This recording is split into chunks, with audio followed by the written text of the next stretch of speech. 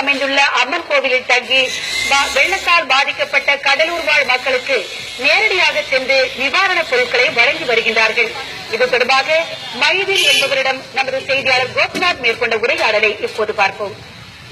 கடலூர் மாவட்டத்தில் கடந்த 30 நாட்களுக்கு மேல பலத்த மழை பெய்ததுக்கு இங்க பாத்தீங்கன்னா நூற்றுக்கணக்கான கிராமங்கள்ல ஏராளமான வீடுகள், உயிரிழப்புகள், ஏராளமான சேதம் அடைஞ்சிருக்காங்க. இதுல பாத்தீங்கன்னா தமிழகத்திலிருந்து பல்வேறு பகுதிகளில் கடலூர் மாவட்டத்தில் இருக்கிற பாதிக்கப்பட்ட மக்களுக்கு நிவாரண உதவி வழங்கிட்டு இருக்காங்க. இதுல ஒரு பகுதியா பாத்தீங்கன்னா பட்டுக்கோட்டை சேர்ந்த இஸ்லாமிய நண்பர்கள் இங்க இருக்கிற சிதம்பரம் பகுதியில் இருக்கிற கன்னிகா பரமேஸ்வரி அம்பாள் ஆலயத்தில் தங்கி இவங்க இந்த நிவாரண பணியை மேற்கொண்டிருக்காங்க. இந்த நிவாரண பணியை பொறுத்தவரைக்கும் பாத்தீங்கன்னா குடும்பங்களுக்கு தேவையான அத்தியாவசிய பொருட்கள், அரிசி, ஆடைகள், பெட்ஷீட் உள்ளிட்ட பாய் உள்ளிட்ட பொருட்கள் வழங்கிட்டு இருக்காங்க. இவங்க கிட்ட இந்த நிவாரண பணி குறித்து கேட்டு தெரிஞ்சுக்கலாம். அதை பாத்தீங்கன்னா சார், நீங்க ஒரு இஸ்லாமிய சேர்ந்த குழுக்கள் இங்க ஒரு இந்து கோயில தங்கியிருக்கீங்க. தங்கி இந்த நிவாரண பணியை மேற்கொண்டிருக்கீங்க. இந்த நிவாரண பணி எப்படி பாக்குறீங்க? முதல்ல இந்த கன்னிகா பரமேஸ்வரி அம்மன் கோவிலில் தங்க வச்ச அரங்காவல் குழு நண்பர்களுக்கு நன்றியை தெரிவிச்சுக்கிறோம்.